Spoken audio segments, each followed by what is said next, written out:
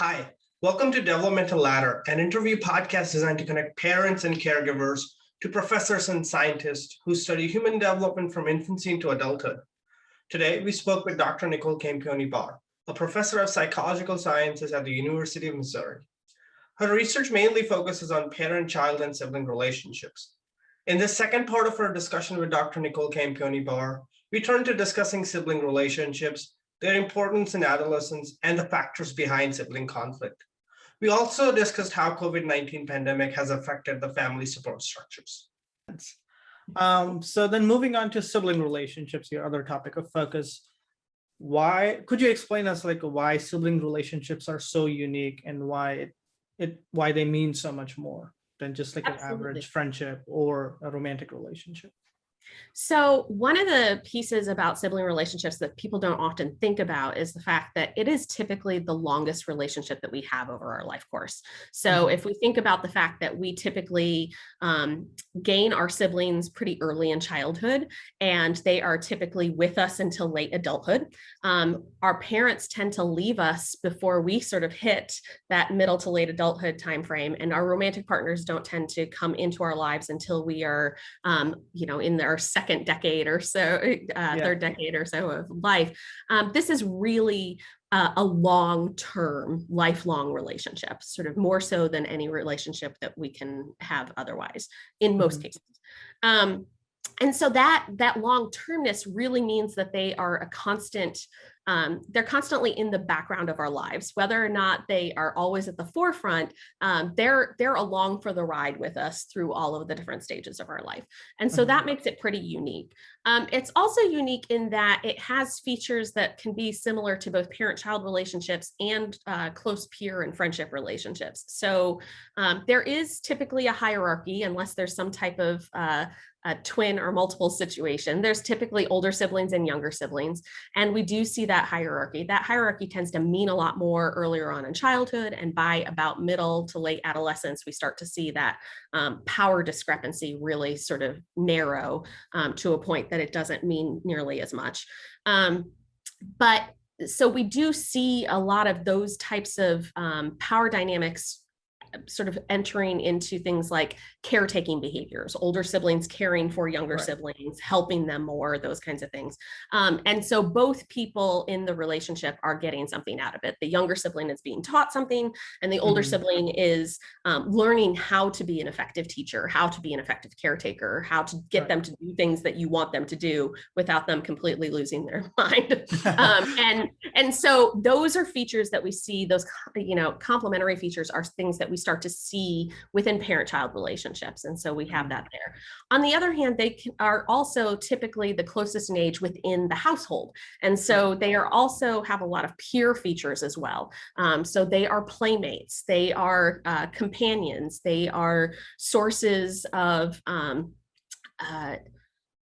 places that we can go to disclose information to one another and sort of be confidants and things along those lines, like we would with a close friend.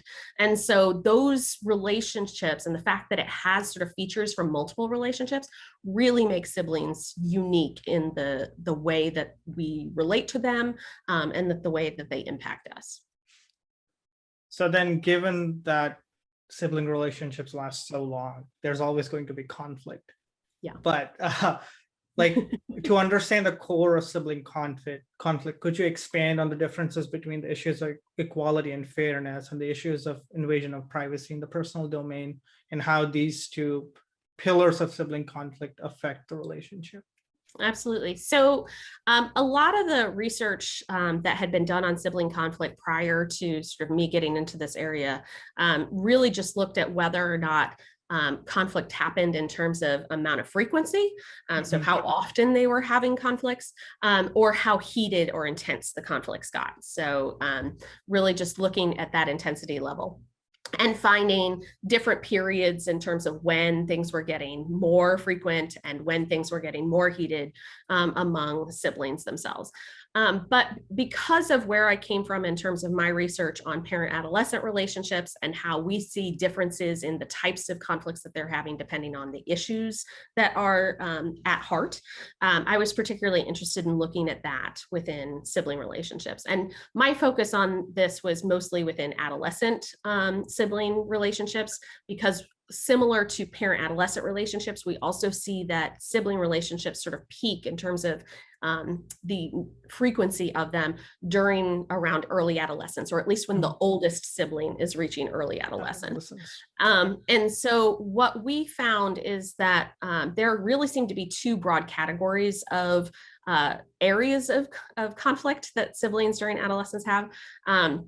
Equality and fairness issues tend to be the things where everybody is sharing resources and we're just trying to balance that out. So whose turn it is to do the dishes, whose turn it is to use a family computer or the Xbox or whatever the gaming system is.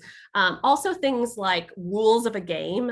Siblings have a tendency to come up with their own rules and come up with their own plans for how they're going to do something. And so conflicts arise typically over things like trying to define how that's going to work out. And so it's really about sort of those negotiations of sort of shared life together, essentially. And then invasion of the personal conflicts happen typically more when one sibling is sort of invading upon either the personal or psychological space of the other sibling. So this might be going into the other one's room without asking, or hanging around when the other one has friends over and sort of invading that friend group and that piece that I think of, they're my friends, they're not your friends. And so those issues are really salient to adolescents, similar to the reasons that we just talked about for parent-adolescent conflict, because they're trying to form their own sense of self, their own identity, their own independence. And if they have a sibling that's sort of tagging along and sort of invading that space, it feels very personal to them that they are taking over that space, that friend, that area that I have sort of claimed as my own. And so that can be really difficult for siblings to get over. And our research has found that there are kind of differences in how those different types of conflicts really impact both relationships with siblings and adolescent adjustment. So in terms of the quality of the relationships with siblings, the equality and fairness issues, the just sort of general everyday living together and having to balance that out, that doesn't seem to impact the quality of the relationship very much. That doesn't really seem to have an impact. Kids can have conflicts about that and sort of go along with their day. But the invasion of personal definitely seems to have an impact on our level of trust and communication with our sibling, in that the more of those conflicts that we have, the less likely we are to trust them and to think of them as somebody that we can turn to. And so that can have a negative impact on the quality of the relationship that they're having. On the other hand, what we see is that also those same invasion of personal conflicts do tend to have implications for anxiety for adolescents. So if you feel like somebody is constantly attacking your sense of self and your personal sphere, you can imagine that that would be a little anxiety provoking, feeling like you have to protect yourself at all ends, right? On the other hand, we do see that unfortunately the equality and fairness conflicts can still have a negative impact if it's happening a lot. And we see that those are associated more with generalized depression in adolescents. And what we really think is going on there is that if households don't have a lot of rules about things like Monday, Wednesday, Friday is, older siblings' day to do the dishes, and Tuesday, Thursday, Saturday is younger siblings' day to do the dishes. Those types of rules within households really help reduce the conflicts that we have over those types of issues, right? It's not an issue anymore. We don't get to fight about it. I can't say it's your turn because it's my day. Like I have to have it, right? And so in households that have those kinds of setups where there's a lot of regulation of how we respect each other's boundaries, how we respect each other's things and sort of help within the household, there's fewer of those conflicts. when there's less of those kinds of things, those kids who tend to perceive that they're having a lot of those conflicts tend to perceive that they're sort of getting less than their fair share of the sort of family pie, essentially. Like I always feel like mom sides with them about the fact that it's my turn to do the dishes. I always feel like I'm never the one to get to choose which game we're going to play on Xbox. And so in that case, it starts to feel like parental favoritism and those types of issues. And so that is most likely what is happening. So the more that we see those types of conflicts happening, the more likely it is that there's just sort of this dysregulation or feelings of favoritism or parental differential treatment that might be happening. And that we think is why those types of issues are causing more depressive symptoms. Right. So to cure this, it's communication and family structures is the way to go to avoid, to reduce sibling conflict, because there's no avoiding. You're not going to avoid it entirely. And kids need to learn how to negotiate. And quite honestly, siblings are a really great place to have sibling conflicts, because they're not going anywhere. They're still going to be your siblings no matter what. So they're a safe place to have conflicts. But when you have too much of them, in particularly in different forms, or if it's about the same issue over and over and over again, and it's never resolved, that's where it starts to have negative impacts. All right. So then moving on to today's role in the COVID-19 pandemic, life has changed a lot for everybody in all sorts of relationships. And you had the opportunity to document these changes in the support structures of a family and just peer relationships. What are some interesting things you learned comparing the two life situations? Yeah, absolutely. So when we think about it, we know that teenagers in particular are really starting to try to move as part of their sort of autonomy development process. They have a tendency to rely less on social supports within the family, like parents and siblings, and really try to seek out social supports outside of the family, best friends, romantic partners, people in their peer realm. And the COVID-19 pandemic, and particularly stay-at-home orders and things along those lines, really made it difficult for teens to see face-to-face and sort of utilize completely those social supports that they want to go to and want to turn to. So it was a lot harder to see best friends and romantic partners in person when we were all sort of confined to home and sort of trying to be in that space. On the other hand, it also meant that we were confined to a space with our, parents and siblings. And that this could rise, we could see some temporary conflict increases because we're not used to spending this much time together. And we're trying to share resources more than usual. But what we were really interested in is, how these different relationships, teens' relationships with mothers, fathers, siblings, best friends, and romantic partners, how those might be impacting adolescence adjustment, how well they were coping essentially during this pandemic. And so what we did is looked at both positive features of relationships, communication, trust, social support, things along those lines, and negative features, conflict, antagonism, criticism. And we looked at that and asked teens, how are these relationships going right now? And there was variability in terms of how many of them had romantic partners to talk about, or how many of them had, various parents or family structures to talk about. But we were able to ask them a little bit about that and then sort of see how they were doing. And these were actually families that we had started working with and interviewing before the pandemic had begun. So we also had sort of baseline measures of depressive symptoms, anxiety symptoms, problem behavior, things along those lines.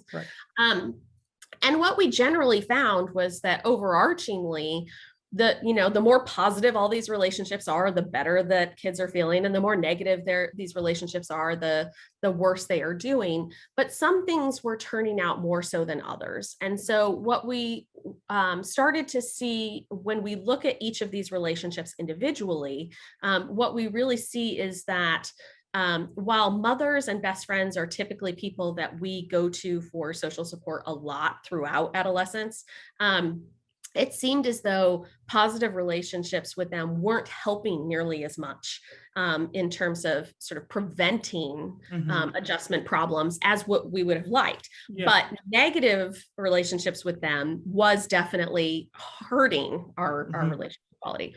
On the other hand, teenagers have a tendency to not go to dads as much for social support.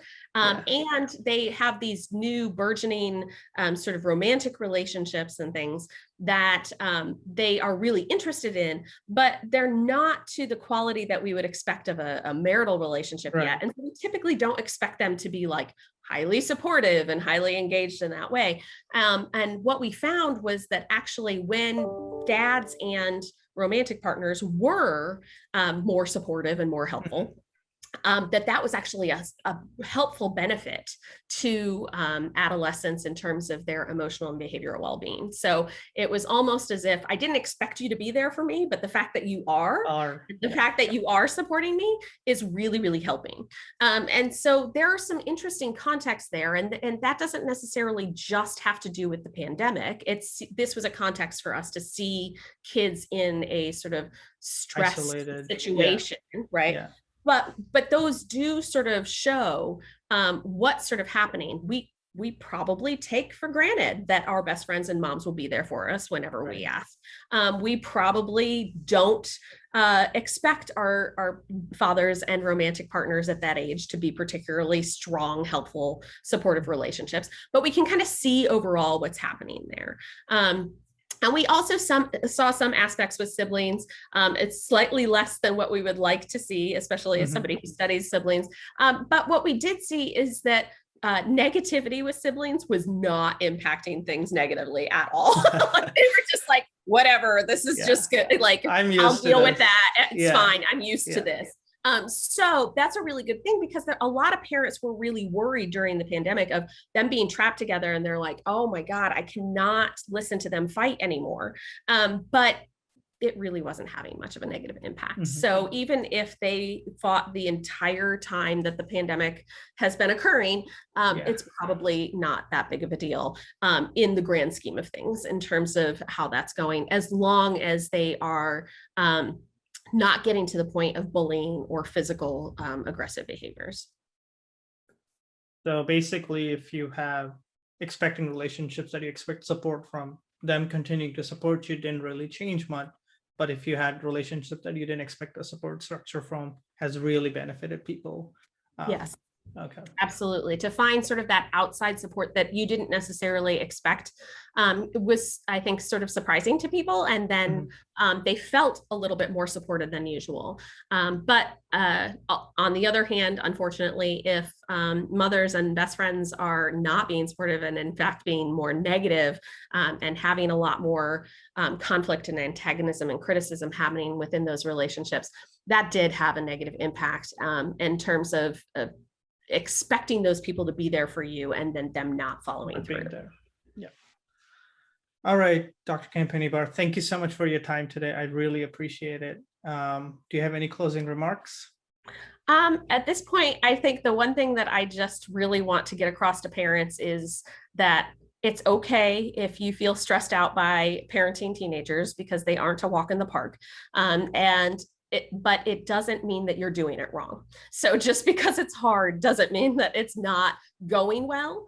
In the vast majority of cases, this is going to be a relatively minor blip on the radar, and that you will return to a time where you have close relationships with them, as long as you focus on emphasizing the positive and sort of communicating with them when you get that opportunity. All right. Thank you so much. Thank you for having me.